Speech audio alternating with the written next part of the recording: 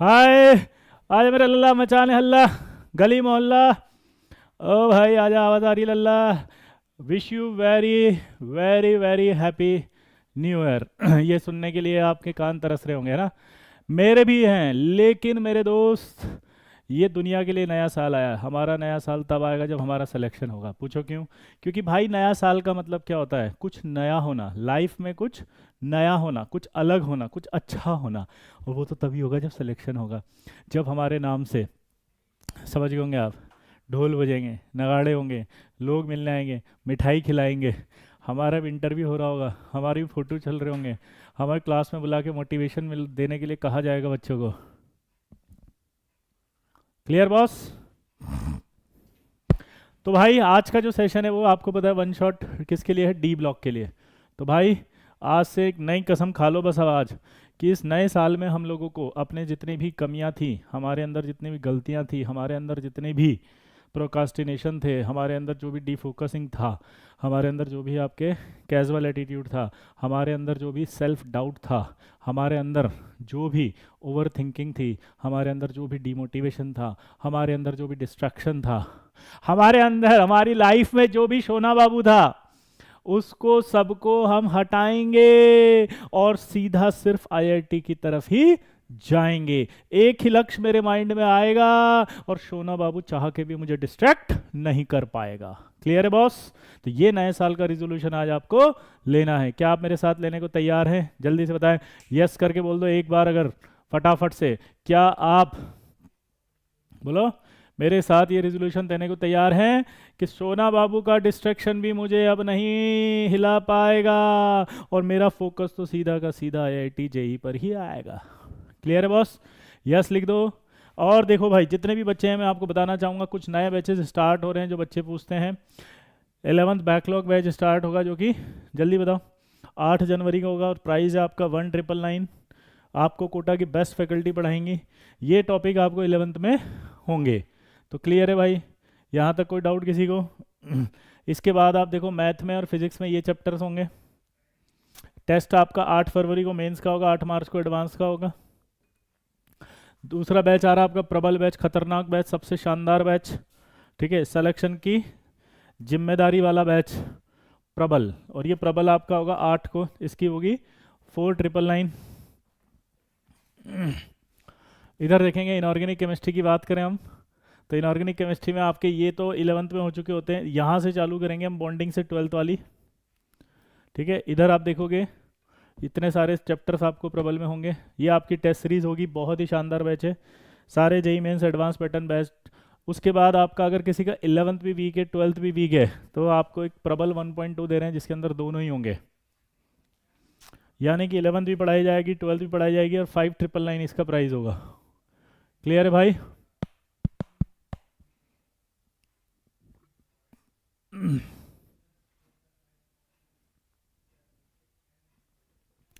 Clear है boss? नहीं, प्रबल के अंदर पीरियोडिक नहीं पढ़ाऊंगा, मैंने बोला ना आपसे, प्रबल के अंदर वो पीरियोडिक के बाद नहीं, केमिकल बॉन्डिंग 12th क्लास का चालू होगा, प्रबल 1.0 में चालू होगा ये।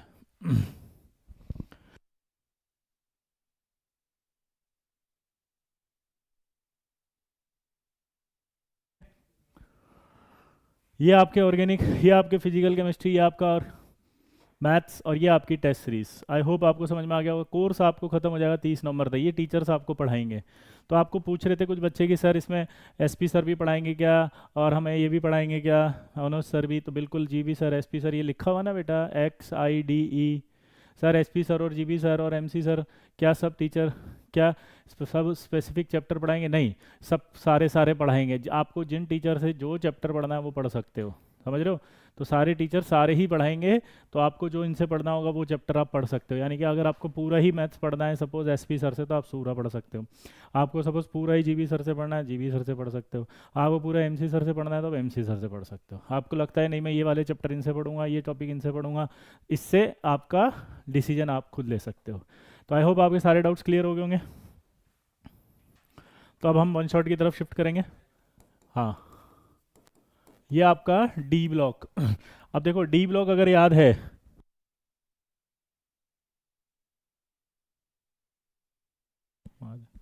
डी ब्लॉक, तो सबसे पहले ये स्कैंडियम है, टाइटेनियम है, वेनेडियम है, क्रोमियम है, मैंगनीज है, एफई है, कोबाल्ट, निकल, कॉपर और जिंक। मेरे दोस्त सबसे पहला काम डी ब्लॉक में आपको एक ही बात याद रखना है और वो है इनके कॉन्फ़िगरेशंस का। ये कॉन्फ़िगरेशन है 3D1 3s2, 3D2 4s2, 3D3 4s2, ये आएगा आपका 3D5 4s1, ये आएगा 3D5 4s2, ये आएगा 3D6 4s2, ये आएगा 3D7 4s2, 3D8 4s2, 3D10 4s2 और ये आएगा 3D10 4s1। क्लियर है मेरे दोस्त? ये कॉन्फ़िगरेशन आपको याद होना चाहिए, ठीक है। इसको याद करने का तरीका भी याद कर लो आप, साइंस टीचर विनीता किरमानी, ठीक है। मन फेकोनी, क्यों जान जलाती हो? क्या बोला जल्दी बताओ? साइंस टीचर विनीता किरमानी मन फेकोनी क्यों जान जलाती हो, इसको कहते हैं हम थर्ड सीरीज, ठीक है, 3D सीरीज। क्लियर? यहां आपको पता ही है कॉपर में क्या आएगा 1 और इधर जिंक में 2 होएगा, तो ये आप सबको पता ही है, इसलिए कोई ऐसी खास बात नहीं है। क्लियर? 3D सीरीज भी कहते हैं इसको, इसको फर्स्ट ट्रांजिशन सीरीज भी कहते हैं। अब आपको देखो छोटे छोटे सवाल जो आपके आते हैं इसमें से सबसे पहले वो समझते हैं, है ना। सबसे पहले आपको म्यू पता होना चाहिए, इस म्यू का नाम भी पता होना चाहिए, कई बच्चों को नहीं पता होता। इसी का एक नाम होता है स्पिन ओनली मैग्नेटिक मोमेंट, ठीक है। और इसका एक खास नाम दूसरा भी हो सकता है मैग्नेटिक मोमेंट। इसको एक नाम और क्या देते हैं, किसी भी नाम से है, ये आपका अंडर रूट n+2 आएगा बोर मैग्नेटॉन, n बराबर आएगा नंबर ऑफ अनपेड इलेक्ट्रॉन।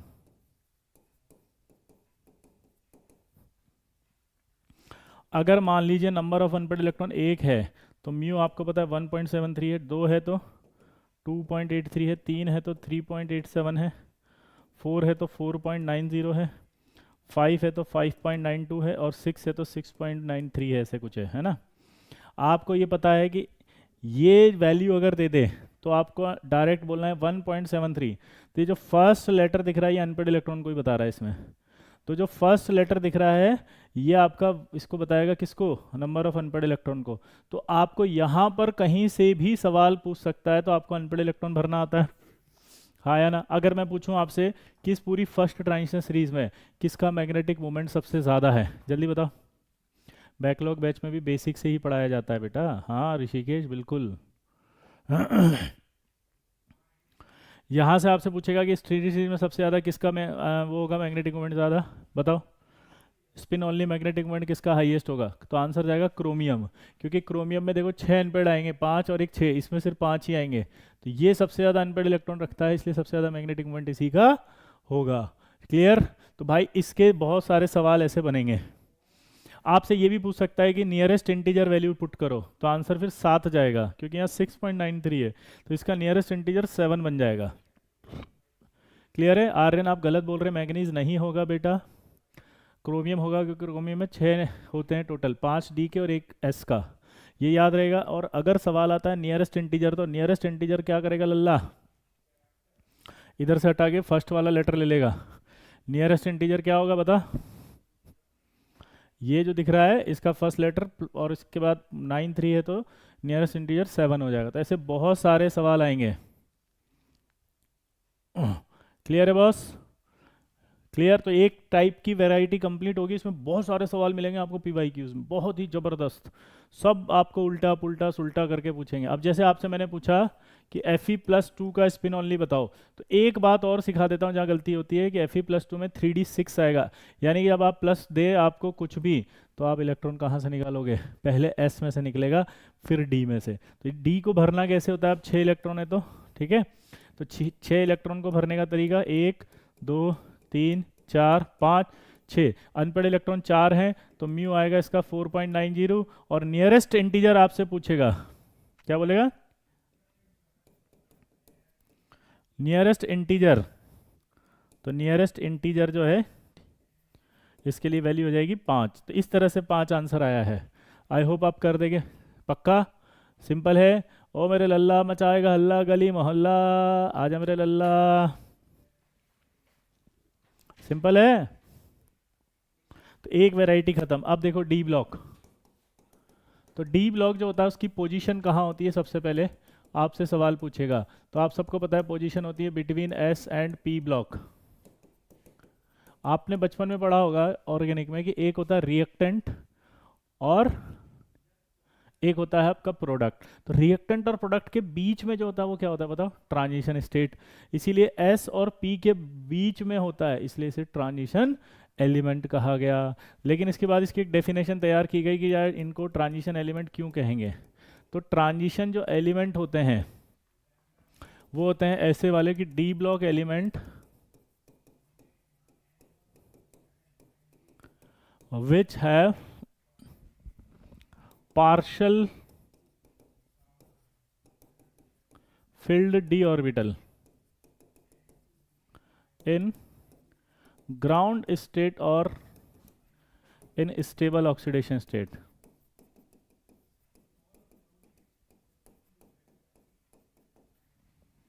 ठीक है, ग्राउंड स्टेट और अनस्टेबल ऑक्सीडेशन स्टेट जो उसकी हो सकती है। ठीक है, जैसे मान लीजिए अगर मैं आपको बात करूँ, जैसे कॉपर है।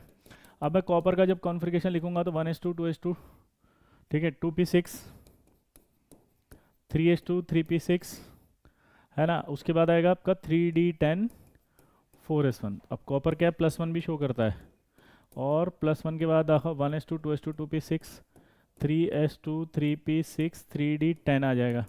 पर कॉपर अपनी एक स्टेबल ऑक्सीडेशन स्टेट और शो करता है, वो है +2। तो 1s2 2s2 2p6 3s2 3p6 3d9। तो ये पार्शली फिल्ड हो गया। देखो अब ये फुल्ली फिल्ड नहीं रहा, 9 इलेक्ट्रॉन भरोगे तो आपको पता ही है पार्शली फिल्ड आएगा ये इस तरह से। तो आप देख सकते हो कि ये क्या हो गया, ट्रांजिशन एलिमेंट। क्या बोला ये बताओ? ये हो गया ट्रांजिशन एलिमेंट। तो ऐसे एलिमेंट डी ब्लॉक के जो कि पार्शली फिल्ड डी ऑर्बिटल रखते हैं इन ग्राउंड स्टेट और इन स्टेबल ऑक्सीडेशन स्टेट, वो ट्रांजिशन एलिमेंट कहलाते हैं। तो यहाँ पर क्या होता है, नोट कि जिंक है, कैडमियम है और Hg है, they R D block element.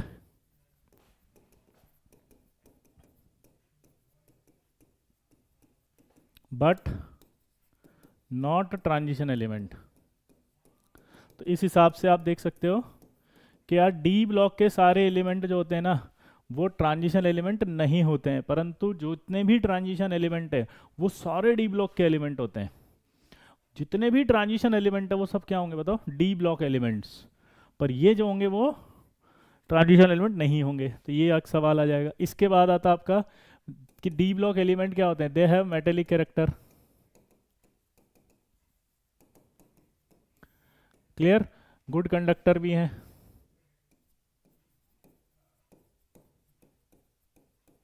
Good conductor भी हैं। ठीक है, इसके अलावा एक खास बात क्या होती है, मेटेलिक बॉन्ड स्ट्रेंथ। तो मेटेलिक बॉन्ड स्ट्रेंथ की अगर हम बात करें तो वो डायरेक्टली प्रोपोर्शनल टू होती है नंबर ऑफ अनपेड इलेक्ट्रॉन और 1/साइज। तो अगर आप ध्यान से देखें, स्कूटर यामा लाओ AC, और यहाँ क्रोमियम है, मोलिब्डेनम है और टंगस्टन है। यहाँ आपका जिंक है, ये आपका कैडमियम है, ये आपका Hg है। ठीक है, अगर आप इसको ध्यान से देखेंगे तो यहाँ 3d5 4s1 आएगा। आपको ऐसा नहीं लग रहा कि सबसे ज़्यादा यहाँ पर अनपेड इलेक्ट्रॉन है? तो सबसे ज़्यादा जो होगा वो क्या होगा, अनपेड इलेक्ट्रॉन है तो बॉन्ड फॉर्मेशन की टेंडेंसी सबसे ज़्यादा होगी। इसका मतलब क्या होगा, सबसे ज़्यादा मेटेलिक बॉन्ड स्ट्रेंथ इस ग्रुप की होगी। तो यहाँ पर हम बोल सकते हैं हायर मेटेलिक बॉन्ड स्ट्रेंथ। और जितनी ज़्यादा मेटेलिक बॉन्ड स्ट्रेंथ होती है उतना ही आपका क्या होता है, मेल्टिंग पॉइंट और बॉइलिंग पॉइंट भी होता है। क्लियर? तो जितना ज़्यादा होगा, तो इसका मतलब अगर मैं कहूँ कि कौन सा ऐसा ग्रुप है जिसमें सबसे ज़्यादा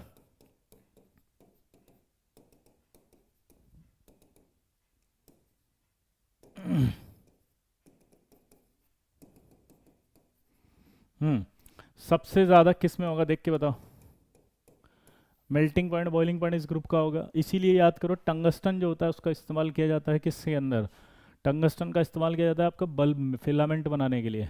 तो अगर क्वेश्चन आ जाए कि आप एक एक्सरे ट्यूब का फिलामेंट बनाना चाहते हैं, ऑप्शन दे दे कि किस एलिमेंट का बनाएंगे। पहला ऑप्शन है जिंक, दूसरा क्रोमियम, पहला जिंक, दूसरा स्कैंडियम, तीसरा मोलिब्डेनम और चौथा आपका कॉपर। अब बताओ सर नोट्स कहाँ पढ़ना, बेटा नोट्स आपको टेलीग्राम ग्रुप पे मिल जाएंगे, आप ज्वाइन कर लो। अभी हम लिंक दे देते हैं। सौरभ टेलीग्राम ग्रुप का लिंक लगा दो, ड्रॉपर वाला पिन कर दो। टेलीग्राम ग्रुप है ना मेरा, टेलीग्राम चैनल जो ड्रॉपर का बनाया है उसका लिंक कर दे पिन, ज्वाइन कर लेंगे। पता है तेरे को, सौरभ सर से बोला। तो आंसर है मोलिब्डेनम आ जाएगा, सिंपल है। तो आंसर अपना मोलिब्डेनम आ गया। अब देखो मज़ेदार बात, जब आप यहाँ जाएंगे मैग्नीज में, मैग्नीज टेक्नीशियन रही, तो यहाँ पर अनएक्सपेक्टेडली मैग्नीज और टेक्नीशियम का मेल्टिंग पॉइंट कम होता है, और यहीं से एक पीवाईक्यू तैयार हो गया आपका।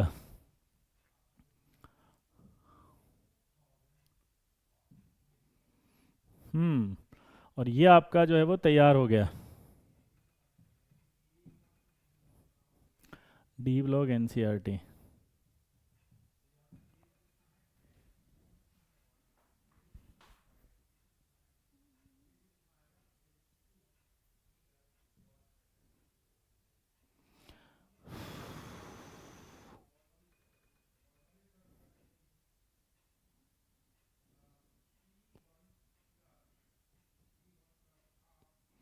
ये एक पीवाईक्यूज आपका यहाँ तैयार हो गया। देखो इस ग्राफ से बहुत पूछेगा मेल्टिंग पॉइंट। पहला देखो ये पीवाईक्यूज आएगा तो आप निपटा दोगे। हमने कहा कि सबसे ज़्यादा क्रोमियम का होगा, फिर मॉलिब्डेनम, फिर टंगस्टन। तो हाईएस्ट टंगस्टन का आ रहा है देखो इस ग्राफ में, क्लियर। फिर मैग्नीज देखो अनएक्सपेक्टेड कम आ गया, तो मैग्नीज और एफई, अगर आपसे पूछेगा मैग्नीज और एफई तो किसका ज़्यादा, एफई का। उसके बाद देखो यहाँ टेक्नीशियम आ गया और आर यू आ गया, तो मैग्नीज के नीचे क्या आता है, टेक्नीशियम और आर यू, रुथी, तो रुथी का ज़्यादा। लेकिन जब इसके नीचे कौन आता है, मैग्नीज टेक्नीशियन रही, और इसके नीचे कौन आता है, ऑस्मियम, तो यहाँ देखो रई का ज़्यादा है, ऑस्मियम का कम है, तो यहाँ पर आपका रई का ज़्यादा होगा। ये एक पीवाईक्यू तैयार हो गया आपका सेट, ये पीवाईक्यू बन गया। सिंपल है। मेल्टिंग पॉइंट हो गया। मेल्टिंग पॉइंट के बाद इसकी छोटी छोटी प्रॉपर्टीज आती है, जैसे पहला आता है ऑक्सीडेशन स्टेट। क्या आता है,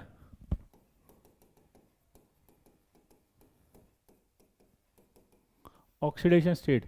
तो देखो दीज एलिमेंट शो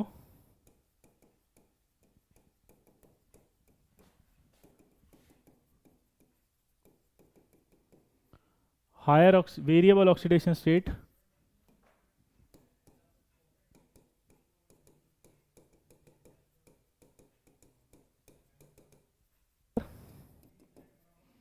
बोलो फ्लोराइड एंड ऑक्साइड्स, क्लियर है सबको। और एक और बोल सकता हूँ ऑक्सीफ्लोराइड्स, ठीक है। तो क्यों पाई जाती है, इसका रीजन आपको पता है, because oxygen and fluorine both are, oxygen and fluorine both are strong oxidizing agent,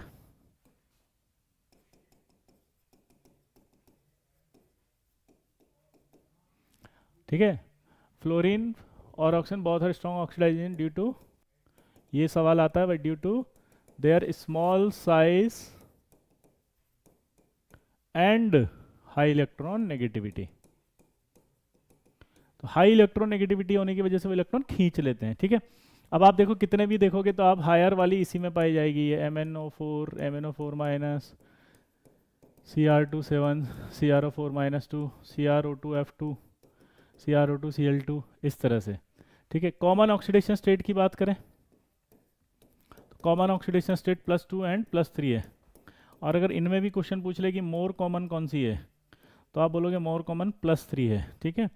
और ये पाई जाती है सल्फाइड एंड क्लोराइड्स में। कहाँ मिलेगी, इट इज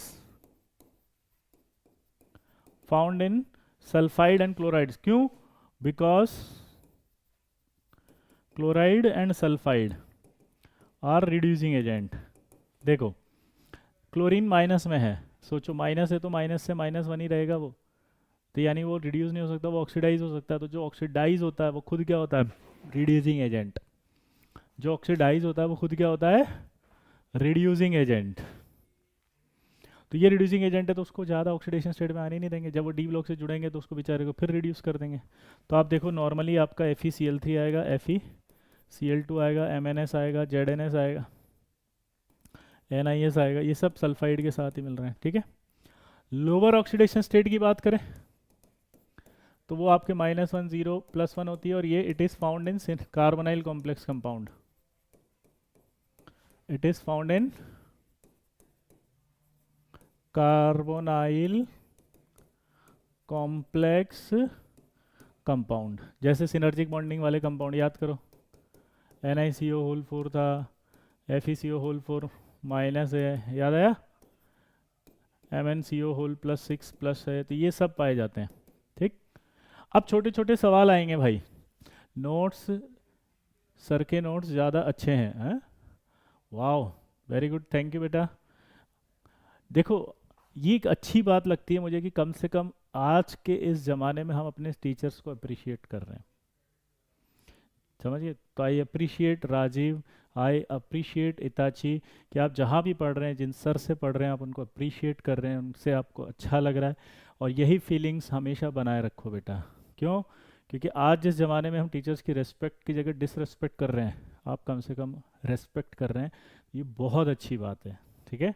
मेरी शुभकामनाएं हैं नववर्ष में इसी तरह से आप अपने सभी टीचर्स के प्रति जो सच्चा भाव है, श्रद्धा का भाव है, रिस्पेक्ट का भाव है, वो बनाए रखें जीवन पर्यंत।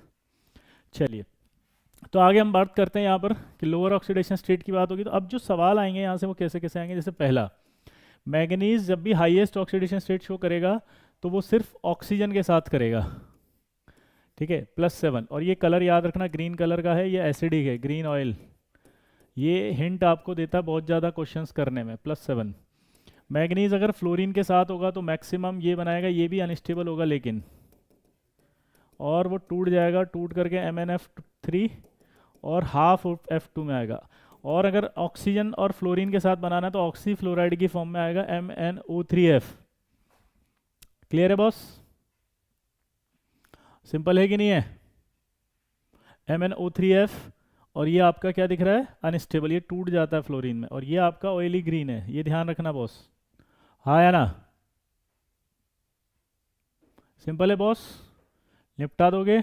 चलिए तो यहाँ पर अगर हम बात करें तो मैग्नीज से ये सवाल आएंगे। क्रोमियम आपका फ्लोरीन के साथ हाईएस्ट ऑक्सीडेशन स्टेट दे देता है, और वो आपका CrF6 है, इसमें कोई दिक्कत नहीं है। ऑक्सीजन के साथ भी दे देगा वो CrO3, ठीक है। तो ये आपको ध्यान रहेगा, ऑक्सीजन के साथ और फ्लोरीन के साथ भी CrO2F2 दे देता है, तो ये आपका दोनों सबके साथ दे रहा है। तो मैग्नीज वाला क्वेश्चन आपसे पूछ सकता है एक। दूसरा आपसे पूछेगा कि यार कॉपर जो है वो +2 स्टेबल है या कॉपर +1, सोचो, जबकि ये तो 3D9 है और ये 3D10 है, तो स्टेबिलिटी पूछता है भाई साहब, ये बहुत इंपॉर्टेंट है, बताओ ऑर्डर ऑफ स्टेबिलिटी। तो मेरे हिसाब से तो ये होना चाहिए, लेकिन ये ज़्यादा होगा, रीज़न आपको याद होना चाहिए, कॉपर +2 ज़्यादा होगा due to high hydration energy, ठीक है। कॉपर +1 अनस्टेबल होता है, डिसप्रोपोर्शनेट होता है वो हमेशा कॉपर +2 और कॉपर में, ये समझ गए, डिसप्रोपोर्शनेशन कर जाएगा। ये बहुत इंपॉर्टेंट सवाल बता रहा हूँ मैं, जो जो आएंगे एग्जाम में। तो ये ऑक्सीडेशन स्टेट समझिए, कॉपर +2 ज़्यादा स्टेबल है +1 से, D10 होने के बाद भी। सिंपल है बॉस? तो ऑक्सीडेशन स्टेट में ये समझ में आ गया, ये समझ में आ गया। इसके, अरे थैंक यू, कहाँ से आ गया। इसके बाद एक जो खतरनाक बात आती है, आयरन। आयरन आपको बताया था +2 और +3 में ही रहता है, और +2 +3 में ये ज़्यादा स्टेबल है, इसलिए +2 ऑन एक्सपोजर इन एटमॉस्फियर ये कन्वर्ट हो जाता है, कन्वर्ट इनटू +3, किस में कन्वर्ट हो जाएगा,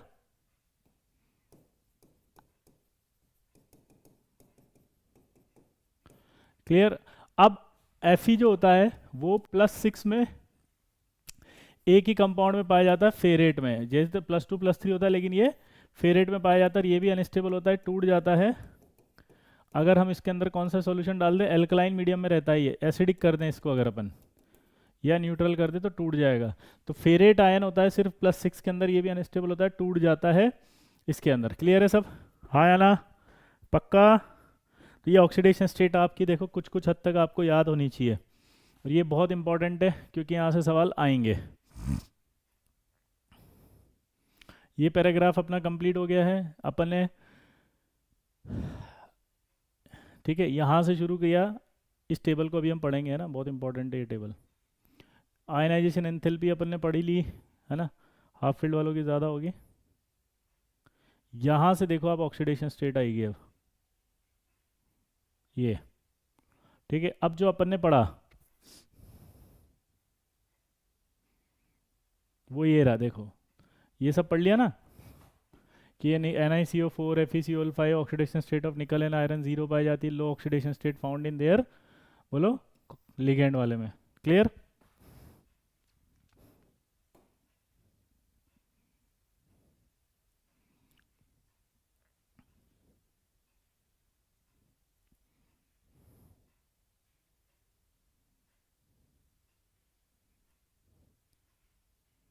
ये वाला अभी अपन ने पढ़ा जो ये है, ठीक है। देखो, the shows the stable halide of 3d3। अब यहाँ से कह रहा है the highest oxidation number of achieved in titanium में +4 होगी, वेनेडियम में +5, क्रोमियम में +6, मैग्नीज में +7 होगी, not present in simple halide. मैंने कहा था MnO F3 के फॉर्म में पाया जाएगा। Beyond manganese metal has a try halide, Fe का बोला था मैंने, मैक्सिमम Fe+3 में पाया जाएगा। कोबाल्ट COF3 में होगा। Ability of fluorine stabilize the higher oxidation state due to either higher lattice energy in case of this और higher bond enthalpy term of higher covalent bond. Example ये, अब vanadium +5 represent only VF5 other halide, however undergoes hydrolysis, अगर वो VF5 hydrolysis में होगा तो VOX3 बनाएगा। Another feature of fluoride in stability low oxidation state, VX2 भी पाया जाएगा। तो वेनेडियम भी VF5 पाएगा, हाँ या ना? और ड्यूरेशन बेटा हमेशा 1.5 से 2 घंटे रहेगी, है ना लर्न जी। QUQT सर, मतलब यहाँ तक क्लियर हो गया? तो ये बहुत इंपॉर्टेंट पार्ट मैंने बता दिया, है ना। अब इसके बाद जो मैंने यहाँ पर बताया था, देखो आप ये कौन सा वाला ज़्यादा स्टेबल होगा, तो ये देखो कॉपर +2 है, I- के साथ सॉल्ट में पढ़ा था कल, रेडॉक्स रिएक्शन देके I2 में आएगा क्योंकि कॉपर +2 ऑक्सीडाइजिंग है। कॉपर प्लस मैंने बता दिया डिसप्रोपोर्शनेट होता है, देखो ये रही, ये स्टेबिलिटी बताई मैंने, कॉपर +2 है rather than copper +1 due too much negative hydration energy, ये लाइन भी मैंने कवर कर दी। तो आप देखो मैं एक एक लाइन NCERT की कवर कर रहा हूँ, अगर आप मेरी लाइनों को ध्यान से सुने तो मैं एक एक लाइन समझा रहा हूँ बहुत कंसाइज वे में, ताकि आपका बिल्कुल एक एक चीज़ अच्छी हो जाए। अब देखो अगला लाइन भी मैंने आपको कवर किया हुआ है, ठीक है। डेमोन्स्ट्रेट इन ऑक्साइड द, ठीक है। उसके बाद कह रहा है the oxidation number of oxide कॉन्साइड with the group, ठीक है, ये स्कैंडियम, ठीक है, और Mn2O7 ये रहा। Beyond the group of 7 no higher oxidation state of Fe की मैंने क्या कहा, Fe2O3 होती है, लेकिन मैंने क्या कहा अभी कि ये FeO4 में भी पाया जाएगा, ये तो ये FeO4 में पा गया एल्कलाइन मीडियम में, बट मैंने क्या कहा रेडिली डिकम्पोज इनटू Fe2O3, ठीक है। अगर आप एसिडिक और ये कर दोगे तो हो जाएगा। क्लियर है बॉस? दिखाई दे रहा है? एक एक लाइन आ रही है, देखो कुछ भी नहीं, पूरा पैराग्राफ मैंने एक ही लाइन में समेट दिया आपके लिए। Clear? Beside the oxide oxocation, vanadium का ये पूछेगा भाई, VO2+ होता है एक तो, और VO+2 भी होता है। टाइटेनियम का Ti2+ भी होता है। The ability of oxygen stabilize these higher oxidation state exceed the fluorine, thus the highest manganese fluoride Mn4, ये भी मैंने अभी भी नोट करके लिखाया। Where is the highest oxide, ये आपका Mn2O7। इसकी लैंग्वेज को मैंने इतना सिंपल वे में लिख दिया कि सब याद हो गया आपको,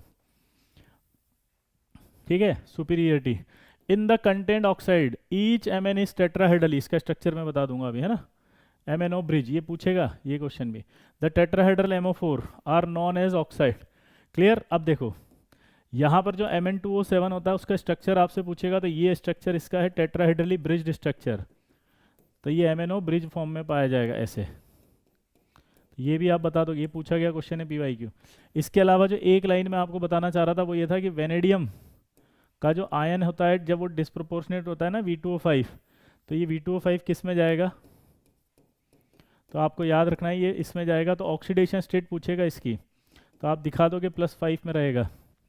ये PYQs भी आएगा, ठीक है, नीट के लिए आप बुक लगा सकते हो। यस, V2O5 VO4 3-, क्लियर है बॉस? तो यहाँ पर भी आप कर लोगे। क्लियर, चलिए आगे बढ़ते हैं। अब ये सवाल आता है कि would you count to the increasing order of oxidising power. तो जैसे जैसे आपका पॉजिटिव ऑक्सीडेशन स्टेट बढ़ेगा, +5 है, ये +6 है, ये +7 है, तो पावर बढ़ेगा। ऑक्सीडेशन स्टेट बढ़ेगी तो पावर बढ़ेगी, ठीक है। तो इसलिए ये आपके ऑक्सीडाइजिंग पावर रखते हैं, ठीक है। तो यहाँ तक की बात हो गई, अब आगे बढ़ते हैं, चलो ठीक। तो ये आपने कर लिया। अब आपसे क्वेश्चन पूछेगा which is better reducing agent.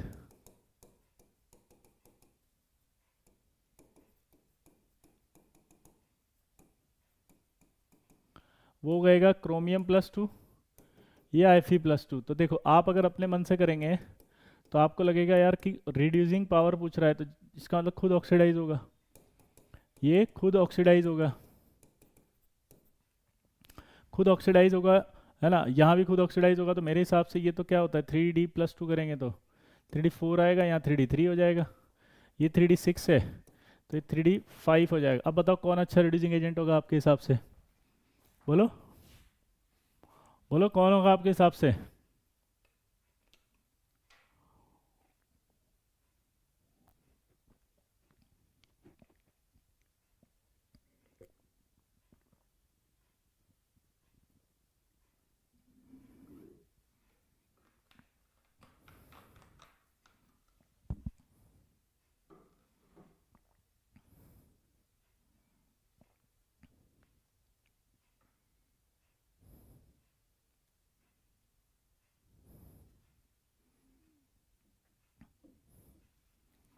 Yes, तो मेरे हिसाब से तो ये होना चाहिए, लेकिन एक्चुअली ऐसे नहीं होता है। जब भी आप पावर निकालोगे तो पानी में निकलती है ऑक्सीडाइजिंग पावर, तो ये एक्चुअली में ऐसे होगा और ये जाएगा इसमें। तो जब आप इसकी भर के देखेंगे तो आप क्या देखोगे, 1 2 3, यहाँ पे 4 है, और जब आप इसको देखोगे तो ये ऐसे भरने में आएगा, ठीक है। इसको जब आप देखोगे तो इसमें कैसे भरेंगे, 1 2 3, यहाँ देखोगे ऊपर तो 4 5 और नीचे 6, लेकिन जब ये आएगा तो इसमें 5 ऐसे भरोगे, ठीक है। अब मुझे बताओ कि जब इलेक्ट्रॉन ऐसे भरा हुआ है और एक इलेक्ट्रॉन ऐसे भरा हुआ है तो कौन ज़्यादा स्टेबल होगा, ऐसे भरा हुआ नहीं, ऐसे भरा हुआ, क्योंकि यहाँ इलेक्ट्रॉन सबसे लोअर एनर्जी में है, तो इसका मतलब ये सबसे ज़्यादा स्टेबल होगा। तो यहाँ से यहाँ जाने में स्टेबिलिटी बढ़ रही है, तो ये अच्छा रिड्यूसिंग एजेंट होगा, इसलिए chromium +2 is a better reducing agent than Fe+2। और एक मज़ेदार बात पता चली आपको कि D5 कॉन्फ़िगरेशन ज़्यादा स्टेबल होता है D3 से इन गैशियस, और D3 ज़्यादा होता है D5 से इन एक्वस।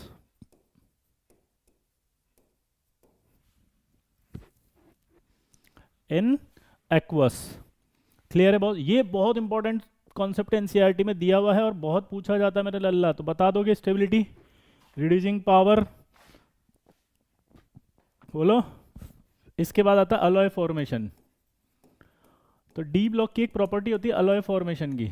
इसमें क्या होता है, सिमिलर साइज वाले, जैसे ये आपके एलिमेंट है, ये अलॉय क्यों बनाते हैं ये समझना जरूरी है, क्योंकि इनका जो साइज है उसमें डिफरेंस कम होता है। क्या बोला जल्दी बताओ? ये अलॉय फॉर्म क्यों करते हैं, क्योंकि इनके साइज में डिफरेंस कम होता है। साइज में डिफरेंस कम होने की वजह से ये अलॉय फॉर्म कर लेते हैं और इजीली एक दूसरे की जगह एकोमोडेट हो जाते हैं, ठीक है। तो इसलिए अलॉय फॉर्म करते हैं। अलॉय फॉर्म करने का एक रूल होता है कि 15% डिफरेंस होना चाहिए साइज का। मैक्सिमम साइज में डिफरेंस 15% अगर होगा तो इजीली अकोमोडेट हो जाएंगे, इसलिए बहुत सारी अलॉय बनाते हैं। ये अलॉय फॉर्म करने का तरीका, अब इसके अंदर एक खास बात होती है, पता है क्या? वो ये होती है कि अगर आप सपोज ये जो बहुत सारे ट्रांजिशन एलिमेंट के साथ भी बनाते हैं, लेकिन ये कुछ नॉन ट्रांजिशन एलिमेंट्स के साथ भी अलॉय बनाते हैं, जैसे ये ब्रॉन्ज और ये ब्रास। तो ब्रॉन्ज जब देखेंगे तो कॉपर है, ब्रास कॉपर है। अब देखो इसके अंदर एक जगह जिंक आएगा, एक जगह टिन आएगा। की पॉइंट याद रखना, एस है तो एस नहीं आएगा, जिंक आएगा। और जेड था यहाँ तो जेड नहीं आएगा, यहाँ टिन आएगा। क्लियर है? सॉरी उल्टा कर दिया मैंने। जहाँ जेड है वहाँ जेड नहीं आएगा, टिन। जहाँ एस है वहाँ एस नहीं आएगा, यहाँ जिंक। ऐसे उल्टा होता है, बस ये याद रखें, याद रहेगा। जेड है तो जेड नहीं आया, और एस है तो एस नहीं आया। की पॉइंट है, उल्टा लगाना है बस ऐसे। तो ये दोनों की अलॉय के कॉन्स्टिट्यूशन, ये मैच द कॉलम आता है भाई। किस किस को याद है कि ये पी वाई क्यू है? ठीक। अलॉय फॉर्मेशन के बाद आता है कैटालिटिक प्रॉपर्टी। कैटालिटिक प्रॉपर्टी की बात करते हैं तो पता है, ये एलिमेंट्स जो है ना कैटलिस्ट की तरह बिहेव करते हैं, और इनके कंपाउंड भी कैटलिस्ट की तरह बिहेव करते हैं। समझ रहे हो? तो दीज एलिमेंट शो, क्या बोला मैंने, these element and their compounds show catalytic property due to, बोलो, their variable oxidation state and due to their variable oxidation state and vacant orbital। और एग्जाम्पल पता है क्या होता है? देखो जैसे एफ ई है, अगर मैं बात करूँ, ये जो एफ ई प्लस थ्री है, सॉरी, ये जो आई माइनस है, ये आई माइनस इस पर ऑक्सो डाई सल्फेट से रिएक्शन नहीं करता है। लेकिन जब इसमें एफ ई प्लस थ्री डाल देते हैं तो क्या होता है? देखो ये इसको प्लस टू में ले गया और आई टू में ले गया, और यहाँ से ये जो आपका प्लस टू था ये इसके साथ रिएक्ट किया, ये वापस ऑक्सीडाइज हो गया और इसको रिड्यूस कर दिया सल्फेट में। अब दिमाग की बत्ती क्या जली? ओवरऑल रिएक्शन को देखोगे तो ये कैंसिल, ये कैंसिल, ये कैंसिल, ये कैंसिल। तो यानी कि जो आई माइनस है और जो ये थायोसल्फेट है, इसके अंदर रिएक्शन हुई और आई टू प्लस सल्फेट आ गया। तो इस दोनों की रिएक्शन में जो एफ ई प्लस थ्री है वो कैटलिस्ट है मेरे दोस्त। ये बहुत इंपॉर्टेंट है, याद रखना। ये याद रहेगा। और कुछ एग्जांपल्स और कैटलिस्ट के जो एग्जाम में आते हैं, पहला है जिगलर नाटा कैटलिस्ट।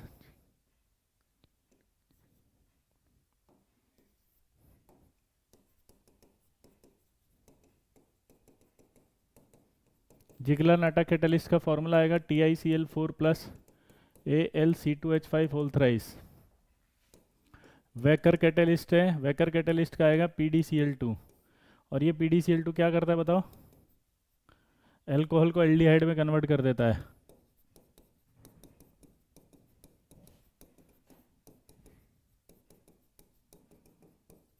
ठीक है। पॉलीथीन के पॉलीमराइजेशन में यूज होता है जिगलर नाटा कैटलिस्ट। बहुत सारे कैटलिस्ट कल बताए थे मैंने, याद है? ओस्ट वार्ल्ड मेथड था, उसमें कैटलिस्ट था प्लेटिनम और RH। निकल पाउडर जो होता है हाइड्रोजिनेशन में यूज किया जाता है।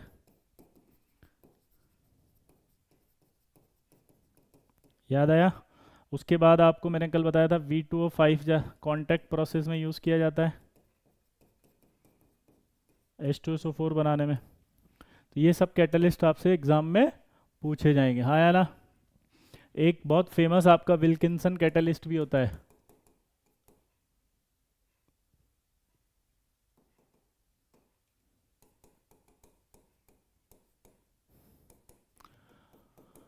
इसका formula RHCl PPH3 whole three होता है। RHCl PPH3 होल थ्राइस, याद रहेगा? तो कैटलिस्ट भी हो गए। उसके बाद ये कंपाउंड बनाते हैं इंटरस्टिशियल कंपाउंड। लेकिन इससे पहले 2 मिनट ये याद करो क्योंकि आएगा सवाल ये, जल्दी।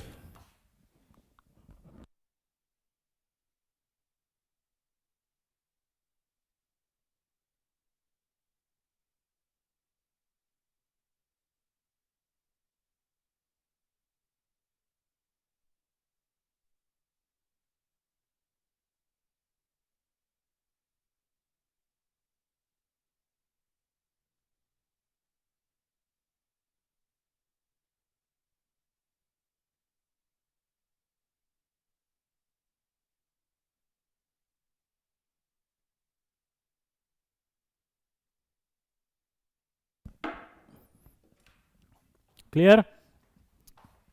इंटरस्टिशियल कंपाउंड में क्या होता है, जैसे कि ये आपका मेटेलिक लैटिस है, तो इसमें क्या होता है कि small size element, small size element like carbon hydrogen nitrogen and carbon hydrogen nitrogen and boron, ठीक है, अकोमोडेट इन वॉइड्स ऑफ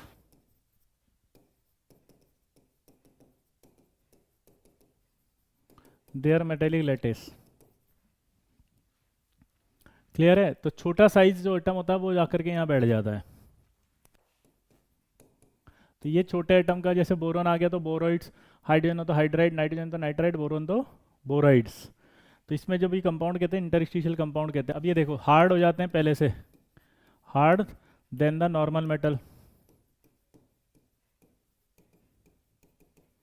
ठीक है, पहली चीज। High melting point boiling point हो जाएंगे, ऑब्वियस सी बात है।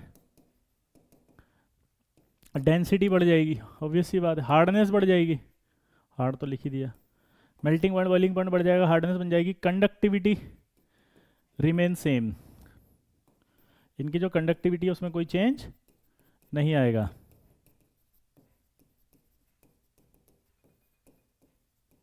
ठीक है, कंडक्टिविटी रिमेन सेम के बाद मेटेलिक इनर्टनेस, ये इनर्ट, केमिकली इनर्ट रहेंगे, रिएक्टिविटी बढ़ेगी नहीं इनकी।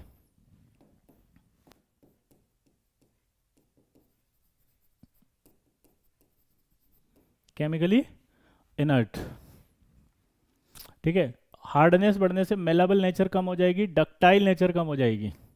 क्या बोला मैंने, मेलेबल नेचर कम और डक्टाइल नेचर भी कम, ठीक है। तो ये इसकी प्रॉपर्टी होती है। और बोरोन जब मिलाते हैं तो सम बोरोइड्स अप्रोच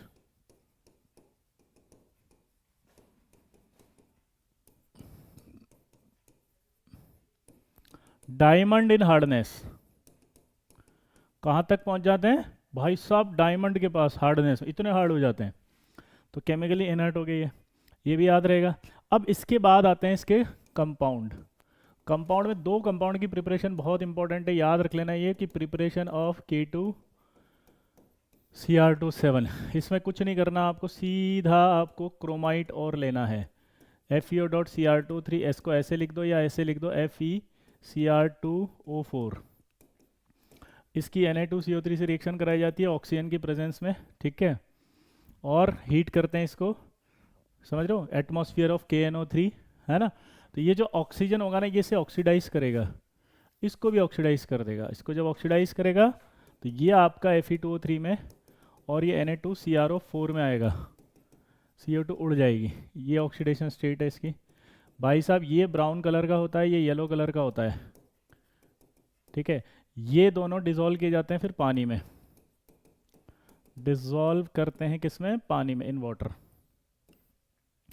जब आप डिसॉल्व करोगे तो Fe2O3 तो ब्राउन रेजिड्यू था तो वो रेजिड्यू में आ जाएगा। अब फिर यहाँ आपका जो Na2CrO4 है वो ये है। इस Na2CrO4 की अंदर एक चीज़ पहले पता होनी चाहिए कि आपको प्रॉपर्टी कि जो क्रोमेट है और ये जो डाई क्रोमेट है, इसमें दोनों में इंटर कन्वर्टेबल होते हैं ये, और pH अगर 7 से कम है तो ये बनेगा और 7 से ज़्यादा ये बनेगा, यानी ये बेसिक है और ये एसिडिक है।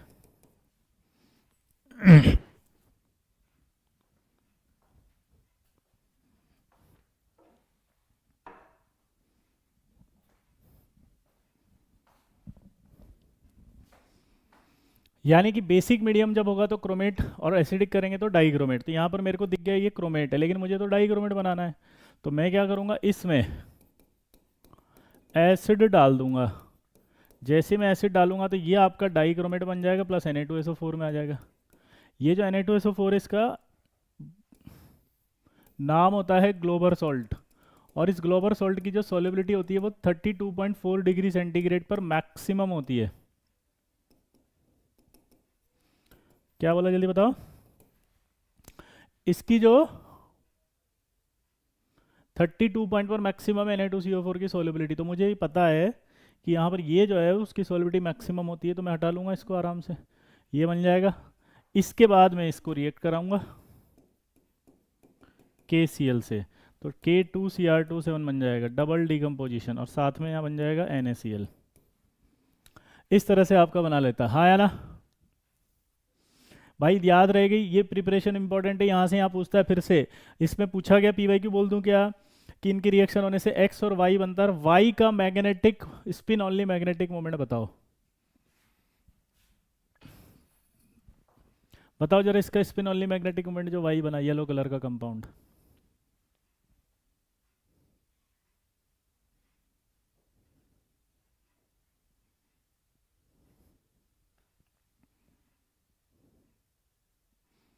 टेम्परेचर डिफरेंट हो गया तो नहीं, वो तो हम टेम्परेचर डिफरेंट नहीं करते, हम लगाते हैं ताकि निकाल सके, प्रिपरेशन तो हम कर रहे हैं ना। नुक्कू, नुकुल, इसका आंसर दो। ये PYQ बोला है मैंने कि भाई इसके अंदर अगर हम बात करें कि इसका स्पिन ओनली मैग्नेटिक मोमेंट बताओ तो क्या होगा, बताओ। बोल ही नहीं रहा कोई भी, जीरो, क्योंकि क्रोमियम +6 है तो जीरो आएगा। ये आया हुआ PYQ इंटीजर में ऐसे सवाल आएंगे।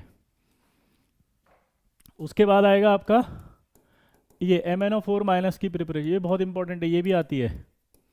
MnO2 वही KOH हीट, KNO3 की प्रेजेंस होगी, ये ऑक्सीडाइज हो जाएगा, ऑक्सीडाइज होकर के बनाता है MnO4-2, इसका नाम पाइरुलोसाइट होता है। क्या होता है? पाइरुलोसाइट। ये ग्रीन कलर का MnO4-2 बन गया। अब ये ग्रीन कलर का जो MnO4-2 बना, जिसकी प्रॉपर्टी भी याद होनी चाहिए कि ये जो है भाई साहब, ये डिसप्रपोर्शनेशन हो जाता है इनका। क्या हो जाता है? डिसप्रपोर्श, मतलब इसको पहले लिखते हैं,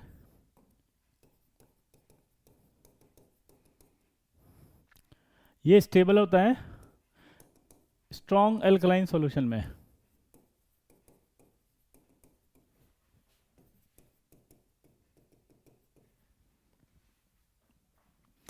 स्ट्रॉन्ग एल्कलाइन सॉल्यूशन में, ठीक है।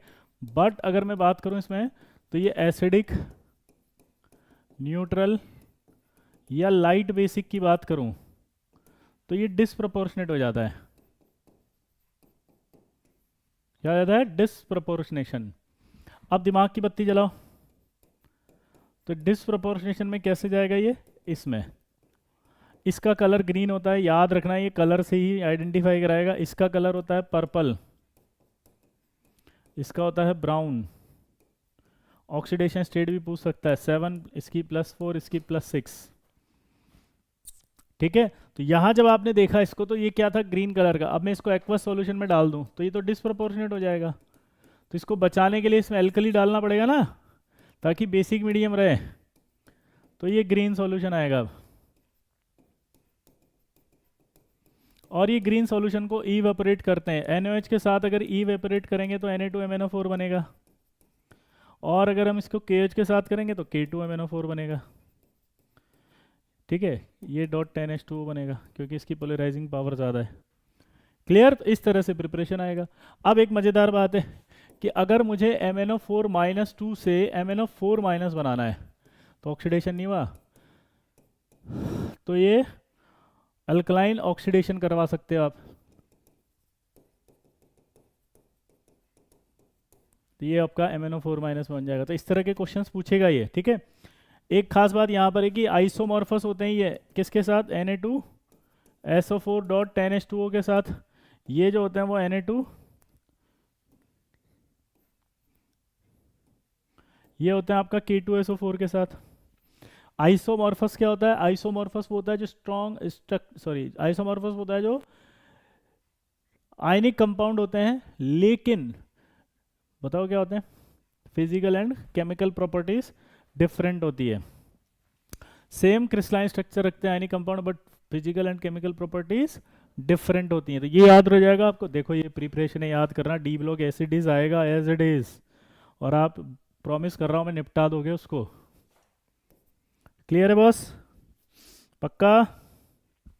यहां तक कर लोगे? इसके बाद एक क्वेश्चन पूछता है बहुत फेमस कि यार जो K2Cr2O7 है is used as a primary standard.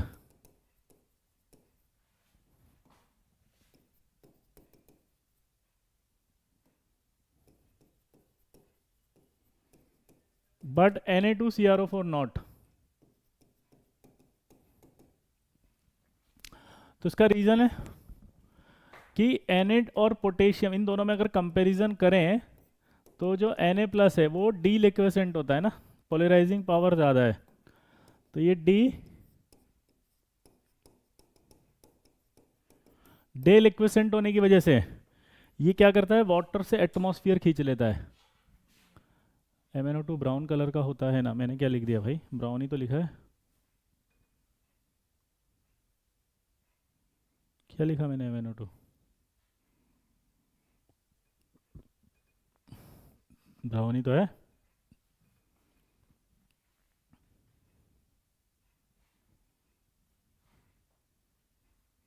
Clear है boss?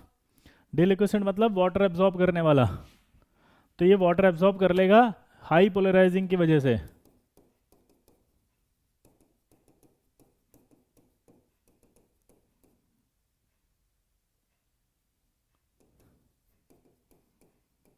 Clear?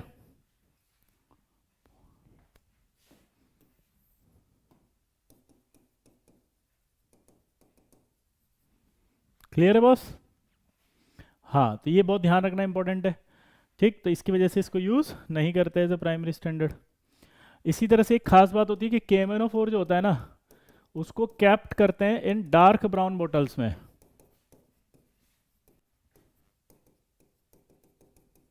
Dark brown bottles में because it can decompose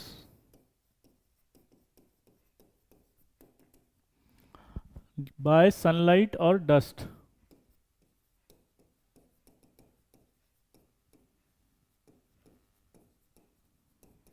sunlight और डस्ट की वजह से गड़बड़ हो सकती है, तो डार्क ब्राउन बॉटल्स में कैप्ट करके रखा जाता है। ये भी इंपॉर्टेंट है, आपके आता है।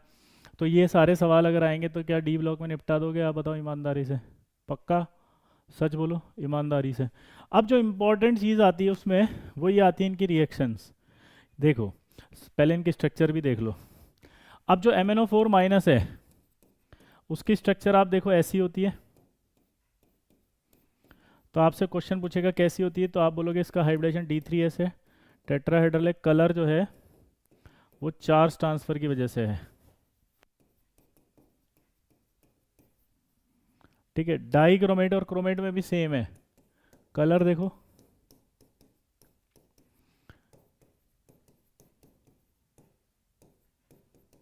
ये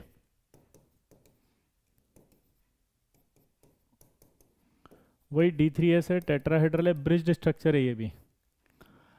ठीक है, टेट्राहेड्रल है, μ0 है, डायामैग्नेटिक है। कलर इन दोनों का भी क्या आएगा?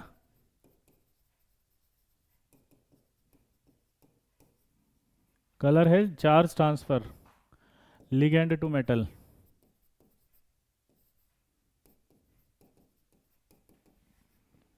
चार्ज ट्रांसफर है लिगेंड टू मेटल।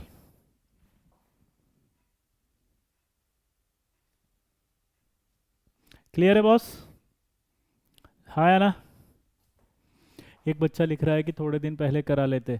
बेटा डी ब्लॉक एक तो पूरा क्लास में कराया है ना शिवम, आप शायद नहीं पता आपको। उसके बाद एक कैटलिस्ट सीरीज होती है, उसमें दोबारा से रिवाइज कराया बेटा, है ना।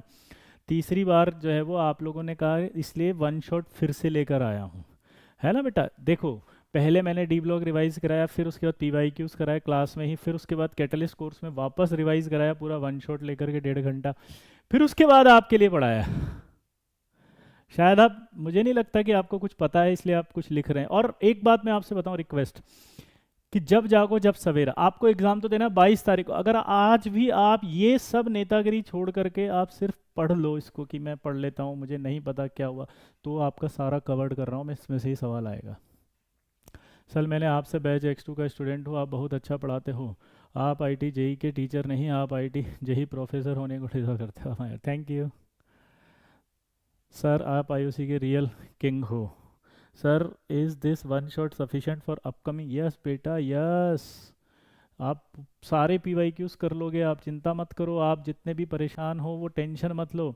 और मैं हर एक चैप्टर का वन शॉट ले रहा हूँ। जो नए जुड़े हैं उनको बता दूँ, प्लीज़ देखो इसी चैनल पे लाइव देखो, पीछे कल लिया था हमारा 2:30 बजे फिक्स रखो आप।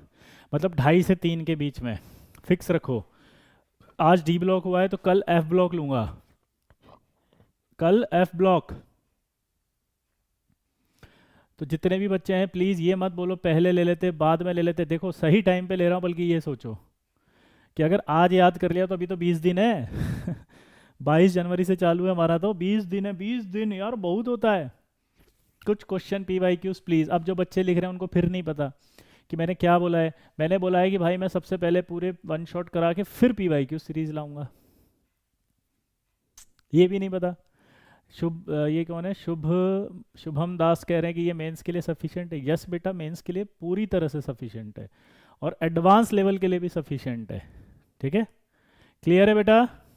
प्लीज़ अभी आप ये सब करते चलो, साथ साथ करवा दो बेटा। पहले थ्योरी याद करो, फिर इसको अप्लाई करोगे तो मज़ा आएगा। मुझे थोड़ी सॉल्व करने पी वाई क्यूज़ की, भाई मुझे सीखना है, जो साथ साथ करा दो। क्लियर है? याद करते जाओ, फिर पी वाई क्यूज़ भी करेंगे अपन इसके साथ। यहाँ तक क्लियर हुआ? क्लियर हुआ? ये सारे सवाल कर सकते हैं आप? ठीक है, अब मैं इनकी रिएक्शंस की बात करूंगा, क्रोमेट और डाइक्रोमेट की, है ना। और एक टेबल जिसकी बात करूंगा सबसे पहले उस टेबल की, क्योंकि वही टेबल ऐसी है जो आएगी, बहुत सारे सवाल आएंगे। मैं आपसे उम्मीद करता हूँ कि ये टेबल अभी मेरे सामने आप याद कर लोगे, प्रॉमिस करो।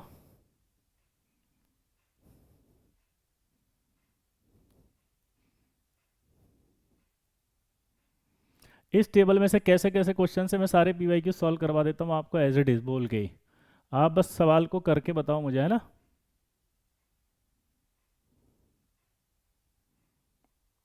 करेंगे? पूछूं सवाल? ये क्या हुआ? The transition element D block, table कहाँ गई?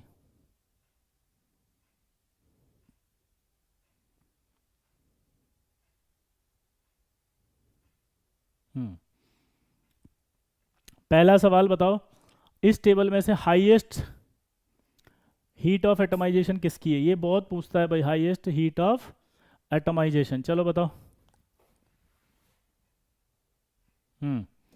हाईएस्ट हीट ऑफ एटमाइजेशन किसकी है, जल्दी बताओ। तो आंसर आपको तुरंत याद होना चाहिए, दिमाग में बैठ जाना चाहिए, ये रहा हाईएस्ट हीट ऑफ एटमाइजेशन। लेकिन आजकल उसने ट्रेंड चेंज कर दिया, लोएस्ट किसकी है? जिंक की। तो हाईएस्ट और लोएस्ट तो याद होगी, लेकिन आजकल वो क्या कर रहा है, वो क्रोमियम मैग्नीज एफी कोबाल्ट, या तो ये सेट बना के दे रहा है। ठीक है, इन दोनों, इन चारों को देखो आप, आपको बोलेगा इन चारों में से हाईएस्ट हीट ऑफ एटमाइजेशन वाले का स्पिन ओनली मैग्नेटिक मोमेंट बनाओ। क्या बोलेगा जी, बोलो पक्का? हीट ऑफ एटमाइजेशन के सवाल बहुत सारे आए हुए हैं। इसके बाद एक इलेक्ट्रोड पोटेंशियल वाला सवाल मैं हमेशा कराता हूँ ये। तो सबसे ज़्यादा स्टैंडर्ड इलेक्ट्रोड पोटेंशियल किसका है, देखो इसमें, ये इसका याद रखना, कोबाल्ट +3 का क्वेश्चन आया हुआ है ये +3 से +2 के लिए हाईएस्ट ऑक्सीडेशन स्टेट किसका? इसका। और अगर आपसे पूछे डेंसिटी, तो डेंसिटी में भी देखो इन दोनों की डेंसिटी बराबर है, 8.9 8.9, और लोएस्ट किसकी है? 7.1, लेकिन उससे भी लोएस्ट किसकी है? स्कैंडियम। तो डेंसिटी सबसे कम किसकी आएगी? स्कैंडियम। ये याद हो जाएगा, स्कैंडियम की डेंसिटी सबसे कम है और निकल और कॉपर की बराबर है। क्लियर है बॉस? हाँ तो बोल दो मेरे लल्ला। और इलेक्ट्रोड पोटेंशियल अगर देखोगे तो यहाँ कॉपर का पॉजिटिव है, उसका रीज़न आप सबको पता, हाई हाइड्रेशन एनर्जी। ये टेबल याद करो, 2 मिनट दे रहा हूँ फटाक से। हीट ऑफ एटमाइजेशन के सारे ऑर्डर याद हो गए, उसको स्पिन ओनली से जोड़ देगा, क्वेश्चन कर लोगे। डेंसिटी लोएस्ट पूछेगा स्कैंडियम, हाईएस्ट कॉपर और निकल की बराबर है लेकिन अगर आपको ऑप्शन सिंगल करेक्ट है और उसमें बैठ नहीं रहा ऑप्शन, तो फिर निकल की से ज़्यादा कॉपर की देके आंसर निकालना, मतलब समझ रहे हो? आप मेरा पॉइंट समझना। सिंगल करेक्ट और डेंसिटी आपसे बैठ नहीं रही, ऑप्शन भी बैठ नहीं रहा, तो फिर क्या करूँ? निकल और कॉपर में से बैठ ही नहीं रहा तो कॉपर मान के करना, फिर वो बैठ जाएगा। क्लियर? मैंने जितनी जितनी वैल्यूज टिक की है वो ध्यान से सुनना, तो ये आपको आराम से याद हो जाएगा ये टेबल। इस टेबल से रिलेटेड होने के बाद जो मैं इंपॉर्टेंट चीज़ बताना चाह रहा था वो ये थी,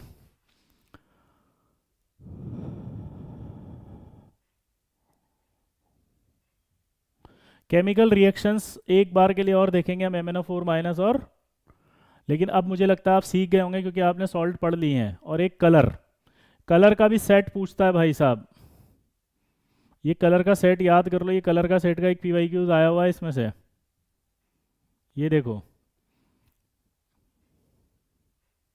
ये कलर, इनमें से बताओ ये इनका कलर दिख रहा नहीं दिख रहा, सेम है। ये वाला सेट आप याद रखोगे, ये पूरा सेट एकदम सेम कलर का है। ये और ये तीनों का वॉयलेट है। पैराग्राफ आया था, सॉरी, ऐसे आया था कि सेम कलर वाले कौन कौन से कैटायन है, याद करो इसको।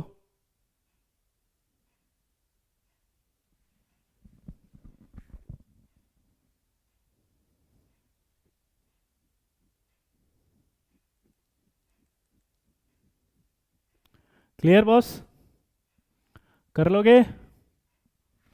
अब जो मज़ेदार बात आ रही है, उसमें सेम कलर के लिए और भी कुछ पूछेगा।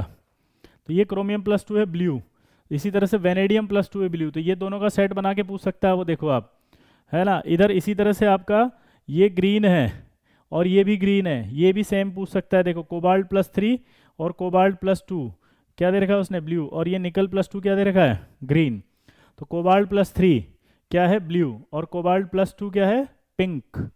याद रहेगा लल्ला, कोबाल्ट+2 का कलर बहुत इंपॉर्टेंट है। कोबाल्ट+3 तो ब्लू दे रखा है और कोबाल्ट+2 पिंक दे रखा है। Fe+3 आप सबको पता है येलो होता है, Fe+2 ग्रीन होता है, Mn+2 का कलर हमने लाइट पिंक बोला हुआ है, क्रोमियम+2 ब्लू है। क्लियर, हाँ या ना, क्रोमियम+3, ठीक है, याद रहेगा बॉस। ये प्लीज़ ये याद रख लेना भाई, तीनों, ये तीनों आ चुके हैं PYQs, आई होप कर देंगे अब। इसके बाद इनके जो है ना, ये रिएक्शंस आपकी पूछेगा, तो मैंने आपको सारे करा दिए, देखो अलॉय फॉर्मेशन, ये वो सब। ऑक्सोकैटायंस भी अभी कराए थे मैंने, ये रहा वो जो मैं कह रहा था ना वेनेडियम वाला, कि V2O5 reacts with alkalis as well as acid to give VO4-। तो जो एल्कली से रिएक्ट करेगा तो VO4- देगा, और उसका ऑक्सीडेशन स्टेट पूछेगा तो +5 कर दोगे रेस्पेक्टिवली। और एक एक बार बार डी ब्लॉक में क्वेश्चन आएगा, वो भी आपको मैं बता देता हूँ, कई बार क्या कंफ्यूज करेगा, ये हम कई बार पढ़ चुके हैं, नोट करके। एम्फोटेरिक, जितने भी एम्फोटेरिक होते हैं मैं बता चुका हूँ, फिर से बता रहा हूँ। पंजाबे अली, ये याद कर लेना, गाना सुनाओ कार में, ठीक है। इनके जितने भी oxide, all the oxides and hydroxides are basic.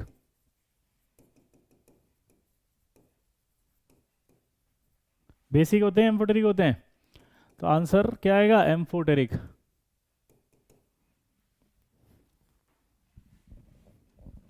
तो all the oxides and hydroxides are amphoteric, ठीक है। अब दिमाग की बत्ती जल गई। इसके अलावा मैंने कहा था V2O5 भी एम्फोटेरिक है, ये बहुत ध्यान रखना। कैसे क्वेश्चन आता है, हाईएस्ट, ध्यान सुना, हाईएस्ट हीट ऑफ एटमाइजेशन, उसका जो ऑक्साइड है वो एम्फोटेरिक है कि नहीं है, तो एम्फोटेरिक है, क्योंकि हाईएस्ट हीट ऑफ याद रहेगा, तो वेनेडियम पेंटाऑक्साइड। इसके बाद H2S3 Sb2O3, ये एम्फोटेरिक है।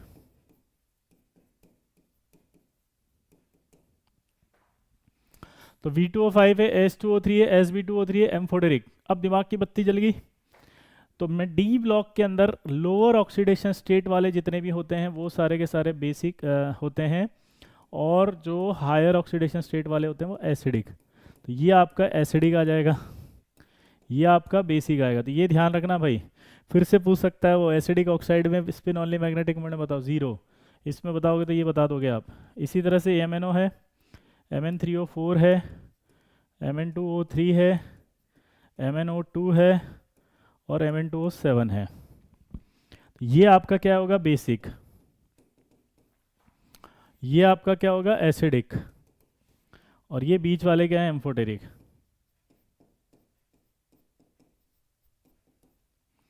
ये क्या है, एम्फोटेरिक। तो याद रहेगा, तो यही वो क्वेश्चन था जो दिया हुआ है उसमें, हाँ या ना, क्लियर।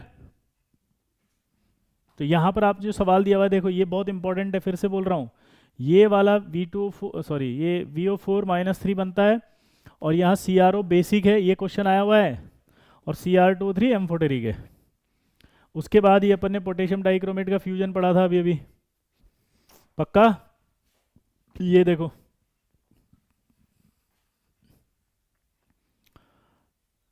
ये स्ट्रक्चर्स अपन ने पढ़ ली थी, ब्रिज स्ट्रक्चर्स हैं। आई माइनस को कहाँ ले जाएगा, ये हमने सॉल्ट में पढ़ा था, आई माइनस को आई टू में ले जा रहा है, H2S को सल्फर में ले जा रहा है, पड़ा हुआ है। Sn+2 को ऑक्सीडाइज करके Sn+4 में, और Fe+2 को ऑक्सीडाइज करके Fe+3 में ले जा रहा है। यहाँ तक कर लोगे भाई, ये रेडॉक्स कर दोगे, इसमें तो कोई प्रॉब्लम ही नहीं है। अब यहाँ पर इंपॉर्टेंट बात आई वापस, ये जो मैंने प्रिपरेशन अभी बताई थी, देखो कि MnO2 है, KOH O2, O2 इसको ऑक्सीडाइज करके K2MnO4 में ले जा रहा है। एसिडिक मीडियम में ये वापस डिस्प्रोपोर्शनेट हो रहा है। ये देखो, ये रहा MnO2 fused with KOH oxidise with air और KNO3, तो ये MnO2 MnO4 में गया। फिर ये MnO4- electrolytic oxidation in alkaline solution, वापस MnO4- में आ गया। हाँ या ना मेरे लल्ला, ये आए हुए एग्जाम में सारे, ये याद हो गए ना। उसके बाद ये देखो, ये Mn+2 और इसकी रिएक्शन कराई थी उसने, ऑक्सीडाइज करके कहाँ ले जाएगा, ये आया हुआ एग्जाम में क्वेश्चन, नोट करो। Mn+2 को ऑक्सीडाइज करता है ये, तो MnO4- में ऑक्सीडाइज करता है और खुद सल्फेट में चला जाता है। और ये लिखा हुआ है, in the laboratory manganese ion salt is oxidise peroxodisulphate, sodium permanganate form a dark purple almost black crystal, ये बता दिया था मैंने अभी, ठीक है। क्रिस्टल और आइसो स्ट्रक्चरल किसके साथ है, वो KClO4 के साथ। KMnO4 किसके साथ आइसो स्ट्रक्चरल है, क्वेश्चन पूछे तो KClO4 के साथ, सेम सेम है देखो। फिर मैंने कहा था KMnO4 को हीट करेंगे तो K2MnO4 और MnO2+O2 आएगा, ये हीटिंग इफेक्ट। KMnO4 को हीट किया तो K2MnO4+MnO2, हीटिंग इफेक्ट है ये, ठीक है। इसको भी लिख दो, ये रहा हीटिंग इफेक्ट। हीटिंग इफेक्ट क्या है बताओ, KMnO4 को हीट करोगे तो K2MnO4+MnO2, इसके कलर भी याद करना, ये आपको पता है पर्पल, ये आपको पता है ग्रीन, और ये आपको पता है ब्राउन। क्लियर है मेरे लो, बोलो लल्ला मचा देगा हल्ला गली मोहल्ला, ठीक। इसके बाद इनकी स्ट्रक्चर्स मैंने बता दिया आपको। ऑक्सलेट, ऑक्सलेट ऑक्सीडाइज होकर के कहाँ जाएगा, CO2, क्योंकि ऑक्सलेट आपका +3 होता है, और ये +2 ऑक्सीडाइज हो गया। +2 कहाँ जाएगा, +3 में। नाइट्राइट कहाँ जाएगा, नाइट्रेट में। I- कहाँ जाएगा, I2 में। ये भी याद हो जाएगा, बोलो अब तो, कि ऑक्सीडाइजिंग एजेंट है ये। ऑक्सलेट को कहाँ ले जाएगा, CO2 में। Fe+2 कहाँ जाएगा, Fe+3। NO2- कहाँ जाएगा, NO3। I- कहाँ जाएगा, I2।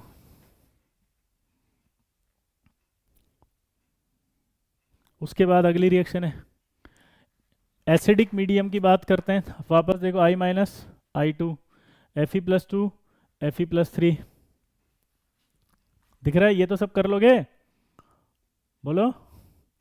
वही वापस आगे देखो, oxalate CO2, H2S sulphur, SO3- sulphate, NO2- NO3- में। ये तो बेसिक है, आप तो याद होगी, ये वाली याद रखो, यहाँ से आपको कंफ्यूजन आता है। ये न्यूट्रल और फेंटली अल्कलाइन सॉल्यूशन, न्यूट्रल, ये आई हुई क्वेश्चन है कि MnO4- और I- जब न्यूट्रल मीडियम में रिएक्ट करते हैं तो क्या बनेगा, आयोडेट। ये क्वेश्चन आ चुका है भाई बहुत बार, मैं इसको लिख भी देता हूं, ठीक है। कहाँ गया, हाँ, in neutral faintly alkaline solution, यानी कि लाइट, बिल्कुल। अगर इसमें रिएक्शन MnO4- की हो जाए, किससे, I- से, तो भाई अल्कलाइन मीडियम हो या न्यूट्रल हो, ये तो आपका जो है वो आयोडेट बनाएगा। ये इसका नाम आयोडेट है, और इसकी ऑक्सीडेशन स्टेट पूछता है बार बार, तो आंसर जाएगा +5। कौन सा प्रोडक्ट बनेगा, +5 ऑक्सीडेशन स्टेट वाला। कौन सा प्रोडक्ट बनेगा, +5 ऑक्सीडेशन स्टेट वाला, MnO2 और ये +5 ऑक्साइड, ठीक है। इसी तरह से ये देखो, न्यूट्रल और अल्कलाइन में MnO2 में जा रहे हैं ये, क्लियर है, MnO2 में। और कोई भी जो मैंने आपको एक बात सिखाई थी कि MnO4- की कोई भी टाइट्रेशन जब हम करते हैं तो एसिडिक मीडियम लेते हैं, और एसिडिक मीडियम के लिए कभी HCl यूज़ नहीं करना। HCl यूज़ क्यों नहीं करना है? क्योंकि HCl खुद एक रिड्यूसिंग एजेंट है। अब अगर HCl खुद एक रिड्यूसिंग एजेंट है तो वो MnO4 माइनस को रिड्यूस कर देगा, और जब वो MnO4 माइनस को रिड्यूस कर देगा तो उस कंडीशन में आपका टेस्ट ही नहीं हो पाएगा। तो यहाँ पर यही बोल रहा है कि परमैग्नेट की जो टाइट्रेशंस होती हैं HCl की प्रेजेंस में अनसेटिस्फैक्ट्री होती हैं, क्योंकि वो बोलो अनसेटिस्फैक्ट्री होती है क्योंकि HCl खुद रिड्यूस कर देगा। ठीक है, तो ये आपके पास आ गया। इसके बाद इनर ट्रांजिशन एलिमेंट है, वो हम F ब्लॉक कल पढ़ेंगे, लेकिन यूज जो होता है ये करो क्योंकि डी ब्लॉक के ये यूज भी पूछे जाते हैं। देखो मैंने पिछले साल अंडरलाइन किया था और कहा था कि आएंगे, अंडर एस्टिमेट कर दिया था बच्चों ने उसको, और वो आ गया। जैसे ये देखो यूके कॉपर, यूके सिल्वर, ये सब आए हुए हैं, इनको याद करके जाएंगे। देखो आप, पहला आयरन और steel are the most important construction material, सबको पता है। Production based reduction oxide, removal of impurity in the addition of carbon alloy such as carbon, manganese और निकल। अब देखो some compound are manufacturing special purpose such as, जैसे TiO, TiO का use पूछेगा, underline करो पिगमेंट इंडस्ट्री। ये अभी तक आया नहीं है कहीं भी, ये जरूर आएगा। इसी तरह से MnO2 का यूज पूछेगा, अंडरलाइन कर लो। यूज कहाँ करते हैं इसको? ड्राई बैटरी सेल्स में। इसके बाद द बैटरी इंडस्ट्रीज में जिंक, निकल और cadmium. Battery industries, dry battery में MnO2 है, TiO2 पिगमेंट में है। एलिमेंट ऑफ 11th यानी कि कॉपर फैमिली को कॉइनेज एटल भी कहते हैं, याद है? Cu, तो 11th ग्रुप होता है ये। 11th ग्रुप को यानी कि कॉपर फैमिली को कॉइनेज मेटल्स भी कहा जाता है। क्लियर? सिक्का धातु है। इसके अलावा एक और होता है यूके कॉपर कॉइन, आजकल ये फेमस है, ये आ रहा है बहुत ज़्यादा। इसको क्या कहते हैं? Copper coated steel, UK copper coins, copper coated. और सिल्वर यूके कॉइन्स होते हैं कॉपर और निकल के coins. Many of metal and other compound are essential catalyst of chemical industry, जैसे ये रहा, मैंने लिखवाया था V2O5 SO2 यानी कि कॉन्टैक्ट प्रोसेस में है सल्फ्यूरिक एसिड बनाते समय। TiCl4, और ये आपको बताया था जिगलर नाटा कैटलिस्ट है, यूज टू मैन्युफैक्चरिंग पॉलीथीन, बताया था ना। आयरन कैटलिस्ट आपको बताया था कल, हेबर प्रोसेस में होता है, अमोनिया बनाते हैं जब। इसी तरह से आपको निकल वाला बताया था, अभी अभी हाइड्रोजिनेशन में। इसी तरह से वैकर प्रोसेस में बताया था आपको इथीन, ठीक है, ethyne to ethanal is a catalyst to PDCl। Nickel complex के लिए आपको याद है पॉलीमराइजेशन ऑफ एल्काइंस, ठीक है। और फोटोग्राफी के अंदर यूज किया जाता है ये स्पेशल लाइट सेंसिटिव प्रॉपर्टीज के लिए, आया ना। ये आपका पूरा डी ब्लॉक खत्म। ये यूजेस जरूर याद करना, आजकल मैच करके आते हैं। और कल हम जो वन शॉट लेंगे वो किसका लेंगे फिर बताओ? एफ ब्लॉक का। कोई डाउट हो या कुछ और पढ़ना हो डी ब्लॉक में तो आप बता दो, मैं पढ़ा दूंगा। जल्दी से बताओ फटाक से। मेरे हिसाब से आप मुझे पहले बताओ, डी ब्लॉक मैंने कवर कर दिया ना सारा, एक एक लाइन एनसीईआरटी की भी, और सारे PYQs भी कवर करता जा रहा हूँ मैं जो जो बोल रहा हूँ। और जो इंपॉर्टेंट चीज़ें हैं वो सारी मैंने मार्क कर दी है, ठीक है। लर्न करने वाली हर चीज़ को मैंने अंडरलाइन करा दिया है। आप ये सब अगर करके जाते हो भाई साहब तो मज़ा आ जाएगा आपको। और जेई एडवांस के अंदर भी इसमें से ही सारे सवाल आएंगे, है ना। आप सिर्फ एक चीज़ ध्यान रखो कि जो पढ़ा दिया ईमानदारी से ये कॉन्फिडेंस कर लो कि हाँ मैं इसमें से सवाल आ गया तो गलत नहीं करूँगा। पक्का? जल्दी बताओ। प्रॉमिस? ये प्रॉमिस करो, यस लिख के बोलो। यस लिख के बोलोगे तब मानूंगा कि यस सर प्रॉमिस। नोट्स यहाँ मिलेंगे, टेलीग्राम चैनल या टेलीग्राम जो भी है ग्रुप, उसका मैंने लिंक दिया है, इसको आप देख लो, वहाँ ये PDF आ जाएगी। पक्का प्रॉमिस करो। इलेक्ट्रॉनिक कॉन्फ़िगरेशन करना सिखा तो दिया, पहले आते ही सबसे पहले कॉन्फ़िगरेशन लिखा था मैंने डी ब्लॉक का। रितिमा ये देखो, सबसे पहले डी ब्लॉक का कॉन्फ़िगरेशन ही लिखा था मैंने बेटा।